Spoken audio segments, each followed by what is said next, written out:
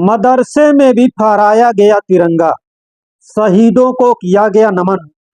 महाराजगंज आज 15 अगस्त को जहां पूरे देश में स्वतंत्रता दिवस मनाया गया, वहीं फरेंदा ब्लॉक के अंतर्गत कुलिया इमाम इब्न ए कैयम अल दराने शोलिया कोल्ही बाजार महाराजगंज धूमधाम से स्वतंत्रता दिवस मनाया गया। जहां कहीं भी मदरसे का स्वतंत्रता दिवस मनाते हुए तथा ध्वजारोहण करते हुए चित्र या वीडियो नहीं दिखाई दे रहा है, वहीं इस मदरसे ने मिसाल कायम किया। पूरा मदरसा तिरंगामय हो गया, बच्चों ने राष्ट्रगान भी गाया, सारे जहां से अच्छा हिंदुस्तान हमारा। सारे जहां से अच्छा हिंदुस्तान हमारा हमारा, सारे जहां से अच्छा हिंदुस्तान हमारा हमारा, सारे जहां से अच्छा। हम बुलबुले हैं इसकी, यह गुलसिता हमारा हमारा, सारे जहां से अच्छा हिंदुस्तान हमारा हमारा, सारे जहां से अच्छा। गुर्बत में हो अगर हम, रहता है दिल वतन में, समझा नहीं हमें भी दिल हो जहां हमारा हमारा, सारे जहां से अच्छा। बच्चों ने अंग्रेजी हुकूमत के अत्याचार पर भी प्रकाश डाला। से रोशन की तरह आया है कि हिंदुस्तान की पाक सरजमीन पर जिस दिन से ईस्ट इंडिया कंपनी का वजूद हुआ था, उसी दिन से हिंदुस्तान अपनी खैराबंदी पर रोने लगा। अंग्रेज अपनी मक्कारी और चालबाजी से मुल्क के बाशिंदों को आपस में लड़ाकर मुल्क हिंदुस्तान पर अंग्रेजी हुकूमत का ख्वाब देखने लगे। मेरे मुसलमान भाइयों, तथा हमारे तिरंगे की बुलंदी को कोई झुका नहीं सकता का भी गीत गाया। कोई तिरंगे की बुलंदी को झुका सकता नहीं कोई, अमान अल्लाह में दुश्मन मिटा सकता नहीं कोई, जहां पे पाँव रख दे हम हटा सकता नहीं कोई, हमारे आगे सर अपना उठा सकता नहीं कोई। हजारों दुश्मनों ने दुश्मनी का तन उतारा है, वहीं हम लोग मुसलमान हम वतन हैं। देखिए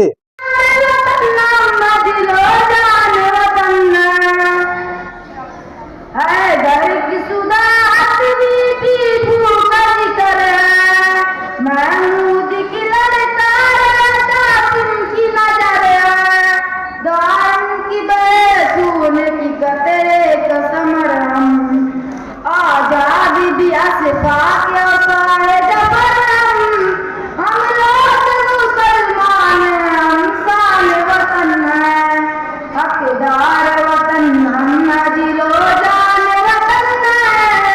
अस्सलाम वालेकुम। एक छोटा बच्चा कितनी बड़ी बात कह दिया कि आज भी हमारा भारत असमानता, भ्रष्टाचार, आतंकवाद से जूझ रहा है। दोस्तों, आज हम सबसे पहले उन वीर स्वतंत्रता सेनानियों को नमन करते हैं। यह दिवस हमें महात्मा गांधी, भगत सिंह, सुभाष चंद्र बोस, मंगल पांडे, पंडित जवाहरलाल नेहरू, अशफाकुल्लाह खान, मौलाना अबुल कलाम आजाद, मौलाना असद मोहानी, राम प्रसाद बिस्मिल जैसे सैकड़ों महान शहीदों की त्याग, तपस्या, बलिदान की याद दिलाता है। आज़ादी के बाद हमारे देश ने हर क्षेत्र में विकास किया है, पर यह भी सच है कि आज भी हमारा भारत देश असमानता, भ्रष्टाचार, आतंकवाद जैसी समस्याओं से लड़ रहा है। देश के जिम्मेदार नागरिक होने के नाते आज हम सभी पढ़ लेते हैं कि इन समस्याओं को सुलझाने का हर संभव प्रयास करेंगे तथा भारत को विश्व का सर्वश्रेष्ठ देश बनाएंगे। जय हिंद, जय भारत। ये देखिए, एक बच्चे ने तिरंगा जिंदाबाद जिंदाबाद तिरंगा जिंदाबाद, तिरंगा जिंदाबाद। इसके तले हम लोग यहाँ पर रहते हैं आजाद।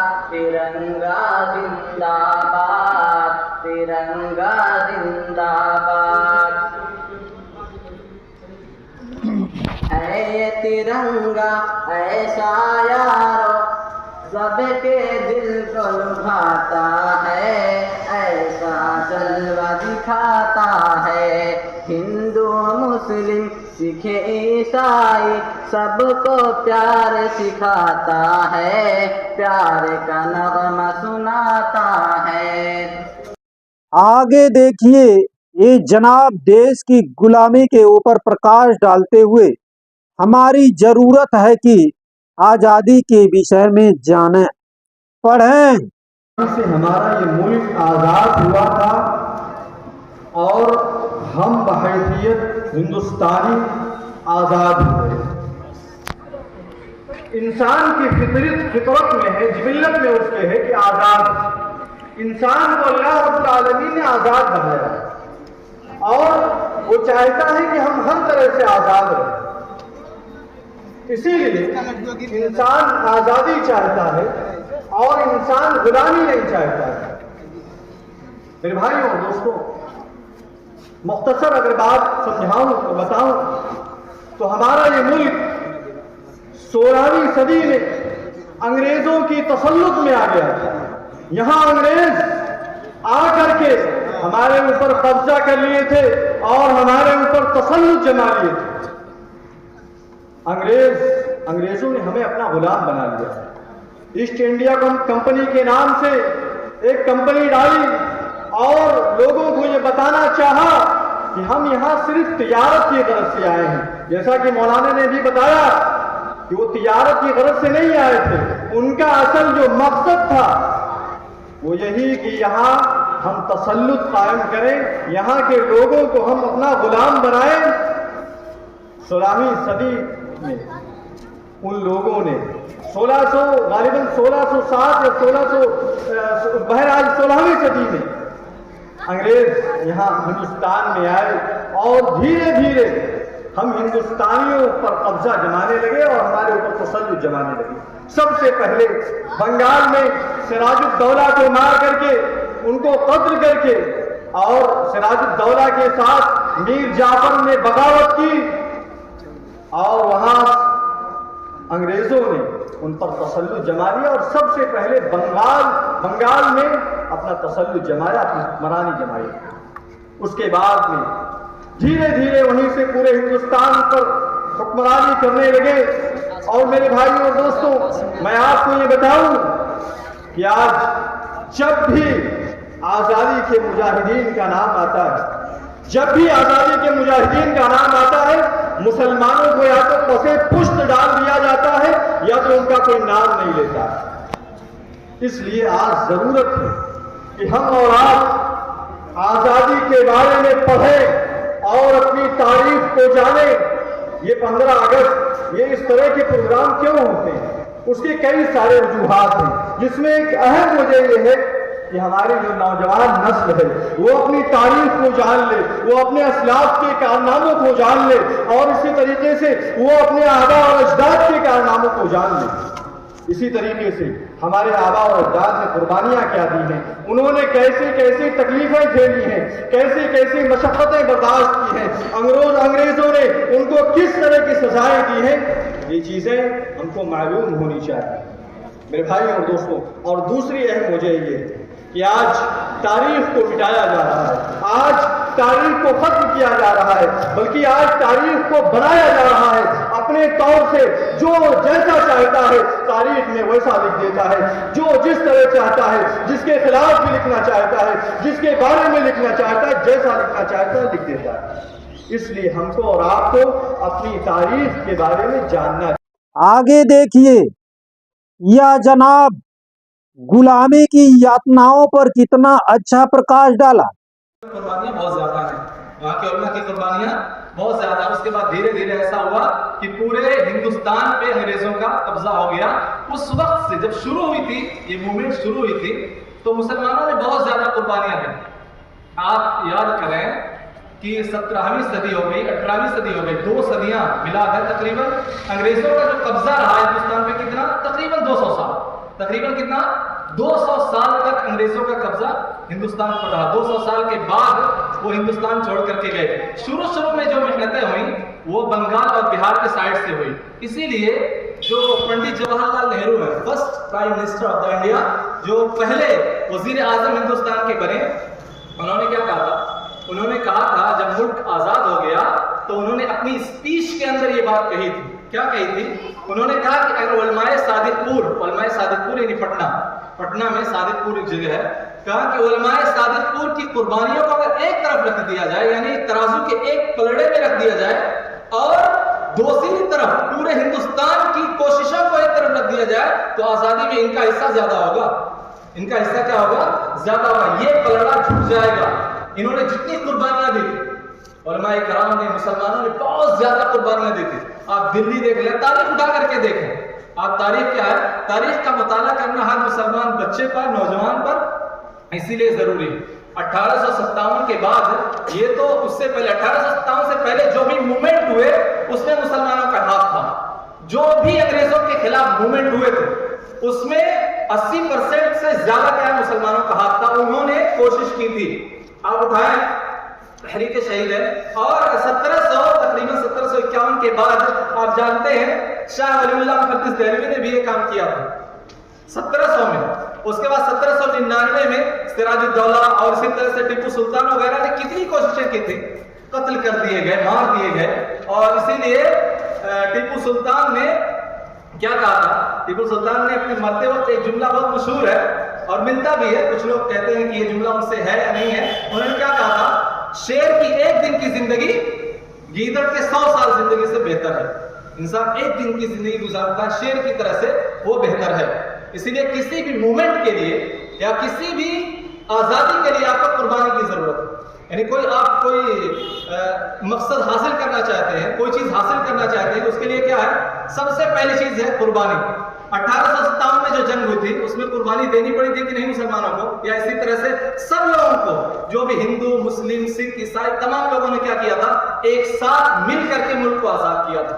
एक साथ मिल करके मुल्क को आजाद किया था। उस वक्त ये एकता थी, तो अल्लाह तबारक व तआला के करम से और सब लोगों की कोशिशों से क्या हुआ? ये मुल्क आजाद हो गया। ये मुल्क छोड़ करके अंग्रेज चले गए। इसीलिए किसी भी तहरीक में 2 चीजें बहुत ज्यादा जरूरी है। किसी भी तहरीक में एक है एकताई जरूरी है कि तमाम लोगों के अंदर क्या है? एक जहती होना जरूरी है। हिंदू, मुसलमान, सिख, ईसाई, तमाम लोग आज देखें कितनी नफरतें हैं, छोटी छोटी बातों में कितनी नफरतें हैं। हालांकि इसका कोई मकसद नहीं है, इसका कोई हल नहीं है। अगर इंसान अपना जहन लगाए तो नफरत के सिवाय कुछ भी नहीं है। उस वक्त अगर यह सोचा गया होता तो हिंदुस्तान आजाद होता? नहीं आजाद होता। सब लोगों ने कदम से कदम मिला करके अंग्रेजों को यहां से भगाया कि नहीं भगाया? क्विट इंडिया मूवमेंट जो चालू हुआ था वो सब लोगों के साथ हुआ था। मौलाना अबुल कलाम आजाद ने जो मूवमेंट शुरू किया था, या इसी तरह गांधी जी ने जो मूवमेंट शुरू किया था, ये सबकी एक जहती से हुआ था, सबकी एक जहती से हुआ था। और दूसरी चीज जो तमाम लोगों ने की वो है कुर्बानी। वो क्या है? कुर्बानी। इसलिए आप देखें, इन जनाब को भी देखिए, आजादी के समय अशफाक उल्लाह खान एवं वीर शहीदों के विषय में जिक्र करते हुए कहा, और दिसंबर का महीना 1927 में अशफाक उल्लाह खान फैजाबाद की जेल में फांसी के फंदे पर चढ़ गए, इसी देश के खातिर। क्या सोचकर कि आने वाली जो पीढ़ी होगी, नस्ल होगी, उनके लिए ये नहीं देखा कि मुस्लिम के लिए या गैर मुस्लिम के लिए धर्म का बंटवारा नहीं होना चाहिए। तो जरूरत इस बात की है कि हम इस मुल्क में इत्तेहाद पैदा करें। आप इस चित्र को भी देख सकते हैं कि पूरा मदरसा तिरंगामय हो गया। इसलिए कहा जाता है कि नफरत की लाठी तोड़ो, मिलजुल कर राष्ट्र से प्रेम करो। हमारा यह खबर कैसा लगा कमेंट करके जरूर बताएं। अच्छा लगे तो शेयर करें। आप देख रहे हैं महेश चौरसिया, जर्नलिस्ट क्रांति media, bureau chief Uttar Pradesh के द्वारा खबर।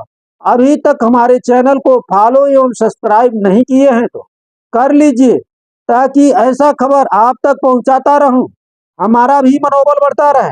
नमस्कार, धन्यवाद।